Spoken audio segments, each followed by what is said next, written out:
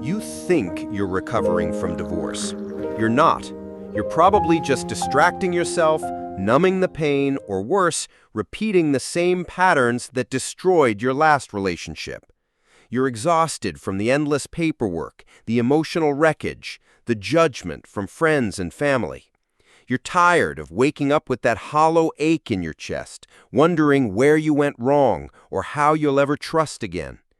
You lie awake at night replaying conversations, dissecting every argument, every perceived slight. You feel the weight of failure, the sting of betrayal, the fear of a lonely future. You might even pretend you're fine, that you're moving on, but inside, the foundation is crumbling. You're chasing quick fixes, new relationships, endless distractions, anything to avoid the brutal truth of what happened and what you've become.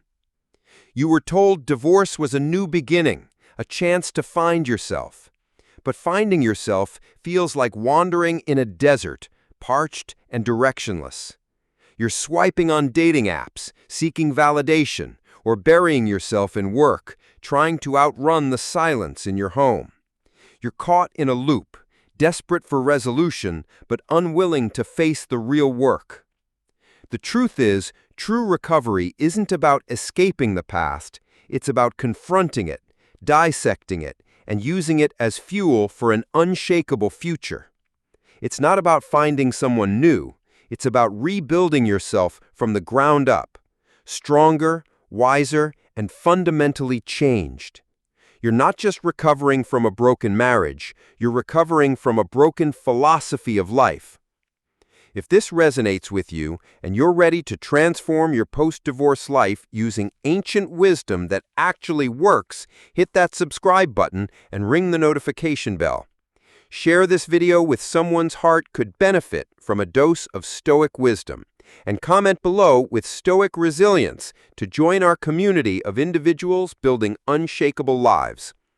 Modern therapy tells you to process your feelings, to grieve, to find closure. It encourages you to externalize your pain, to blame, to seek validation from others.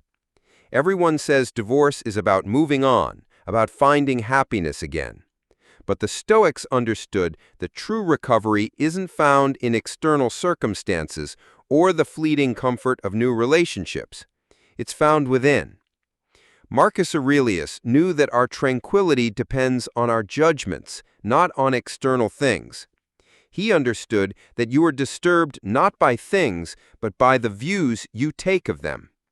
You're not suffering because your marriage ended, you're suffering because of your judgments about what that ending means for you, for your identity, for your future. Everyone says marriage is about two halves making a whole, about finding your soulmate. The shocking reality is this romantic notion sets you up for catastrophic failure, especially when it ends. You were never half of anything. You were always a complete, sovereign individual. The divorce didn't break you. It merely exposed where you had already surrendered your sovereignty. The Stoics didn't believe in soulmates. They believed in rational beings choosing to align their virtues. They understood that attachment to external things, whether a person, a status, or a shared future, is the root of suffering when those things inevitably change or disappear. This isn't about ignoring your pain. It's about understanding its true source. Modern approaches to divorce recovery often lead you down a path of victimhood and self-pity. They tell you to feel your feelings, which often translates to wallowing in them. The Stoics had a better way. They offered a path to true freedom, a path where your peace is independent of anyone else's presence or absence. Just as the Spartans forged resilience through hardship, you must use this divorce as a crucible. This isn't about blame, it's about radical self-ownership. Your marriage ended, that is a fact, and external. Your interpretation of that fact, your emotional response, your path forward, those are entirely within your control. This is the bedrock of Stoic recovery. Here's what actually happens. You cling to the past, to what was, to what you thought you had. You replay memories, both good and bad, desperately searching for an answer that doesn't exist outside of your own mind. This clinging is what prevents you from moving forward. It's an indulgence, not a necessity. The Stoics understood something we've forgotten. The only true loss is the loss of virtue and reason. Everything else is merely borrowed. Your spouse was borrowed. Your shared life was borrowed. Your future plans were borrowed. And now they are gone. This isn't a tragedy unless you make it one. Most marriage experts miss this. Recovery isn't about getting back to who you were. It's about becoming who you were always meant to be, unburdened by false dependencies. It's about recognizing that your fundamental worth was never tied to your marital status. You are not defined by who you were married to or if you are married at all. This isn't about being cold or emotionless. It's about directing your emotions with purpose and reason. It's about understanding that while pain is inevitable, suffering is optional.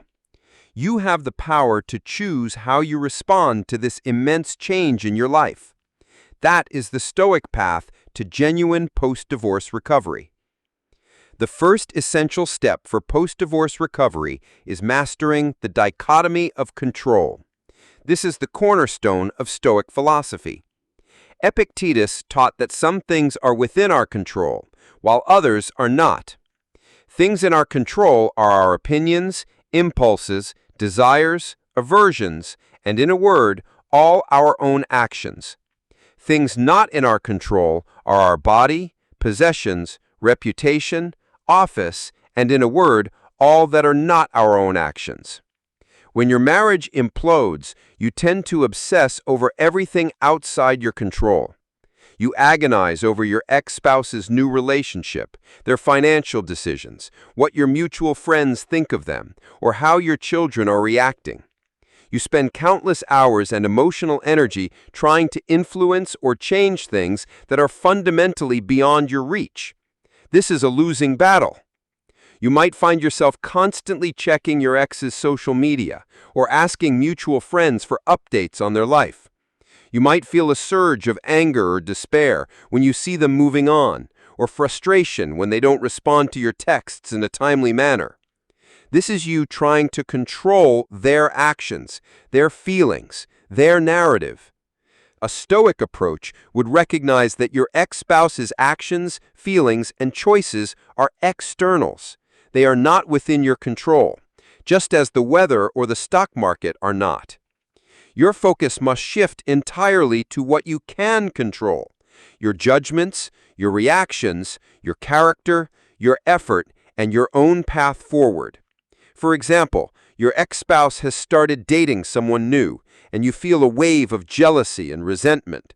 Your immediate reaction might be to call a friend and vent for an hour, or to send a passive-aggressive text to your ex. This leads to prolonged emotional distress and keeps you tethered to a situation you cannot change. The Stoic response is to internalize. You cannot control their actions. You can control your judgment about those actions.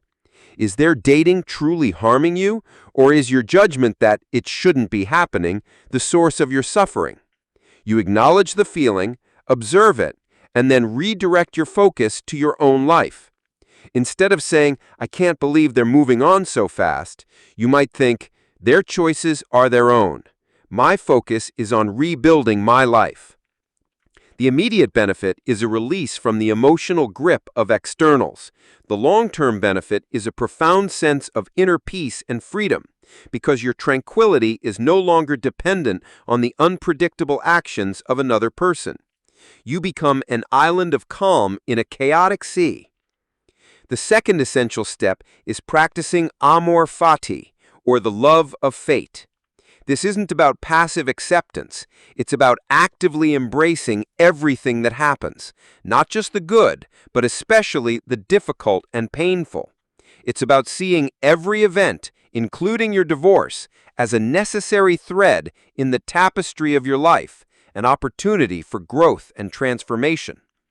You often view your divorce as a catastrophic failure, a personal tragedy, or an unjust punishment. You lament what could have been, what you lost, or how unfair it all is. This constant struggle against reality drains your energy and prevents you from seeing the inherent lessons. You resist the very circumstances that are shaping you. You might say, "Why me? I tried so hard and it still ended." Or, "If only we had done X, Y, or Z, we'd still be together."